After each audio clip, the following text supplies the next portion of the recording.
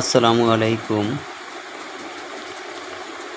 আপনাদের দেখেন, শেখ হাসিনা হয়তো এ দেশ ছেড়ে পালিয়েছে।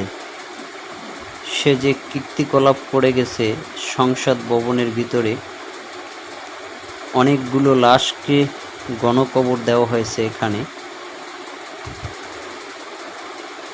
একটার পর একটা লাশ, একটার পর একটা কবর, সেই গণকবর খুদে বের করা হচ্ছে সংসদ ভবনের ভিতর থেকে।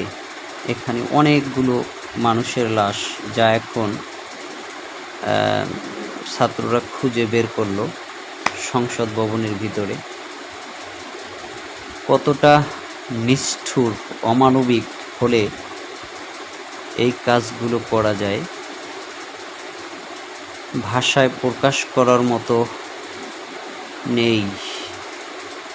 একজন বাংলাদেশের সরকার প্রধান হয়ে কি নিষ্ঠুর, কি বর্বরতা কাজগুলো সে করেছে। কত মায়ের বুক খালি করেছে সে। হয়তো অনেক মা বাবা জানেই না তাদের সন্তান দুনিয়া থেকে চলে গেছে। এই কি ছিল আমাদের সেই স্বাধীন দেশ, যেই স্বাধীন দেশ অনেক অনেক লাশ পাওয়া গেছে। সব সময় আরো কবর সে দাবি লাশ করত এখনো তুলছে। কি যে একটা সেই অবস্থা, নাকি হায় আল্লাহ, একমাত্র তুমি এই মাফ দেশে করো। তারাই মুক্তিযোদ্ধা। এই সেই মুক্তিযোদ্ধার চিত্র।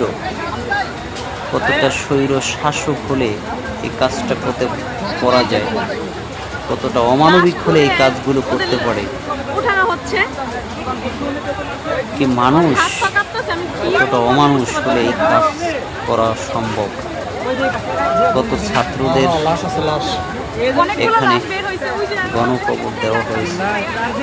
ওইখানে কি দোষ ছিল অনেকগুলো এই লাশ বের হইছে, ছাত্রদের? পরীক্ষা তো সবকিছু পাওয়া গেছে এখানে।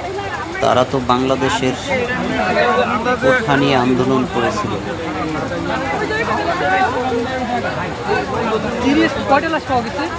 আপাতত দুইটা পাইছে, আরো ঘুরতেছে, ঘুরে বের করতেছে। ওই স্টুডেন্টকে এগুলো দেখার মতো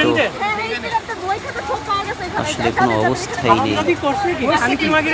কতটা নিষ্ঠুর, কতটা অমানবিক হলে ঠিক কাজগুলো করা যায়।